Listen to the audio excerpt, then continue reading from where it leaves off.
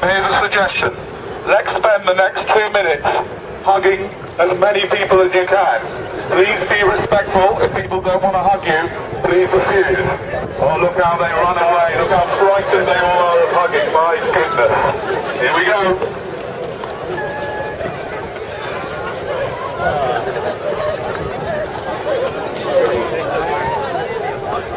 Looks like, man, I need a hug from Boom like that. Oh. Okay, that's enough now. Go back to your work and your jobs and go back and do what you're told. Come on, you guys. Stop hanging around here. Nothing to see here. It's not just two crazy guys with a megaphone and two megaphone. Nothing to see. Please carry on. You're wasting valuable shopping time.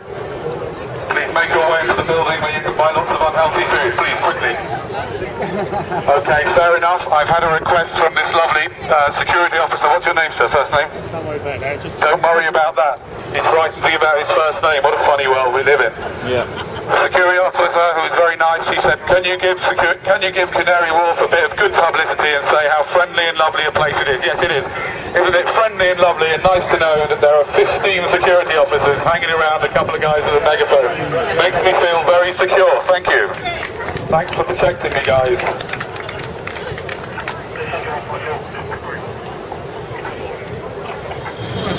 Send them off. What is this? Send them off. Ladies and gentlemen, they are going to call out double the number of security. I've just been informed. Very important. Very important they bring as many checkered uniformed people out here to watch your presentation because it's all about the numbers of people. So the more people we get, especially these wonderful, wonderful fancy dress uniforms, the better. If it goes into the wrong hands, they know who we are. He's filming you? Yeah, no, but that's why we try not to do it. No, he's saying no. Under what authority? No, everything is definitely okay, sir. Come over here, mate, sir. It's coming to do. I'd love to film. I've got no problem. Okay. But because of the security risks to us personally, film it. If it goes into the wrong hands, we know who we are. Yeah, well, I mean, they can just come here and find out who you are. Yeah, but the thing is that they can use that. This is John, a friend of as well from. I can see your face just coming here. Yeah, but basically we're walking through here, not that. I'm really sorry, but unfortunately the law isn't like that.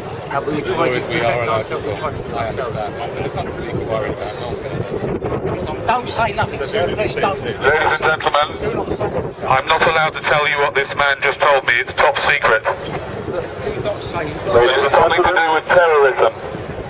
Just to let you know, terrorism is just a word, and it's a very clever word used to control you.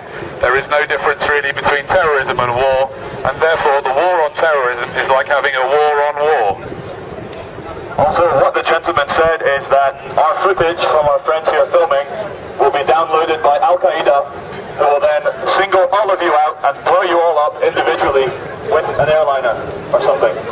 Charlie, didn't we find an Al-Qaeda bag earlier? If you'd like to make an announcement, please. Oh yes, we found a backpack, an unattended backpack, with Al-Qaeda operative Bravo 2 Alpha, fresh in from Saudi Arabia. If you've left your unattended bag, we are here waiting for you. Today is the amnesty day for all terrorists. So any bombs or knives or Semtex or C4 or... Hold on a second, Charlie. This guy looks a bit like a terrorist, doesn't he? It's the dark skin, the long hair, and the tie makes him look... He's trying to make out that he's not one. Are you a terrorist, sir? No, I'm definitely not a terrorist. You're not? Well, that's what you would say if you were a terrorist, wouldn't you? You wouldn't say, yes, I am. That's exactly what terrorists say. If you see a terrorist or someone looking like this man, report him to the police immediately. We need to rid the world of terrorists and people with swine flu. Yes. You need to go through the necessary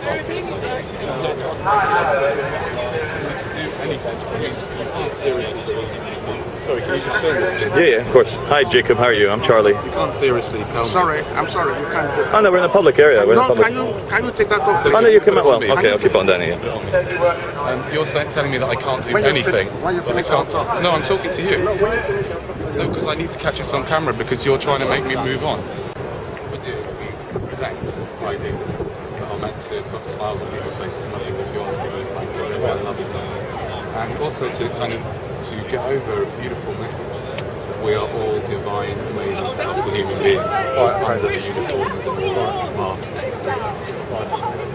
So you've got no sort of political agenda or anything like that? Problem is, the underground don't want you here. But are we on? Yeah, I understand. Right. But you see, the thing is, it's private property. It's private property. Is your and you're aware of the London Underground bylaws? Yeah. Tell me which bylaw in particular we're breaking by using the megaphone. Which bylaw? One. Bylaw 6. Okay, so you're telling me that anything that anybody does, he's allowed to film. His own website. If I dressed up as a police officer, wouldn't you arrest me? Canary Wharf is private property, right? They employ security guards, and on private property, they can wear any uniform they want. So I could wear police uniform on private property as well? On your own private property. On their private property as well? No. I mean, the one thing I do is I hold a question mark in Speaker's Corner, right? Which is basically, I hold a question mark, and the point of people say, what are you doing? I'm saying, precisely, because it's not a specific point of view I'm throwing at you, I'm saying I'm inviting you to come up to me and say, well, what do you think? Because it's very entertaining for young people. I don't know what the problem is. It's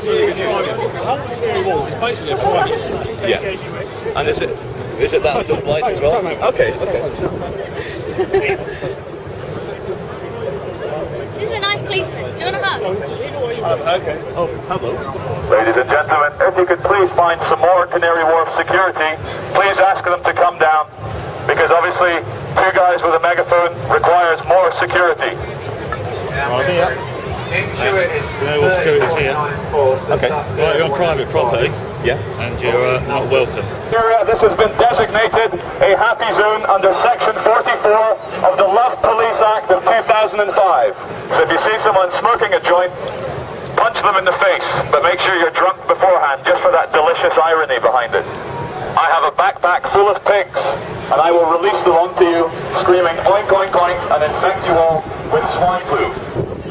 Just for the camera, we are being escorted off Canary Wharf private property by 6 Canary Wharf police impersonators with their checkerboard uniform. Excuse me, sir, do you have a permit to park that golf cart on the double yellow line? You are parking a golf cart on double yellow line, sir. This is a terrorism alert area, and a fire truck could need to get exactly where you are, sir. Sorry, madam, sorry, I wasn't actually looking, I was looking at the camera, that wasn't meant to be.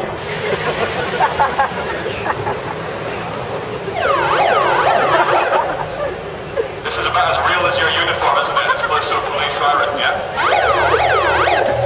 Yeah, I feel like a policeman too. I will now dress in a checkerboard uniform. Pick on the vest that looks bulletproof. Use 20 of my men to escort the small group of people with cameras and megaphones. That's it, I've got nothing else to say. Come on, Canary Wharf security, what if we were real terrorists? What would you do then? Come on, play along, do something. What do you think about this lot, Charlie? I think there's no better way to celebrate a big deal for all the big men in suits at Canary Wharf than to buy some cocaine and have sex with a prostitute, take your wedding ring off. Stop being naughty. Are you really going after this? We are the Love Police. If you do not carry on smiling, we will beat you with our truncheon of peace. Ladies and gentlemen, drinkers of Bar 38, if I may have your attention for a second, this is a message from the architect of the Matrix. We would like to thank you all for having no imagination and picking a corporate chain bar. He's never going to use it. He's taking a heroin. Can you please flash me page 3 just for 1 second? She has a lovely pair of chesticles and has brightened up my day. I am now not going to think of women as objects any longer. Okay, and you're live and you're doing the great things and all that jazz. Have you been drinking at all this evening? Totally pissed, actually. Terrible. Have you been having a good time? Let me tell you the truth here. Yeah. Okay. You ask me a question, I give you the fucking answer.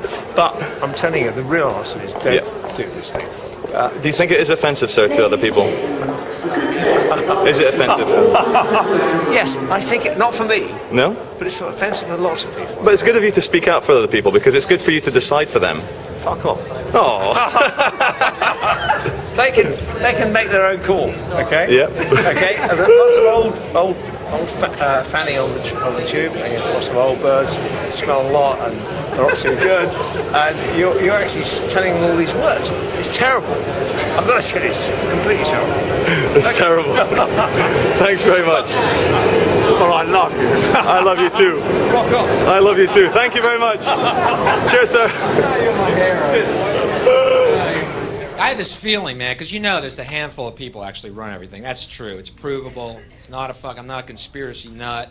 It's provable. Handful, very small elite run and own these corporations, which include the mainstream media.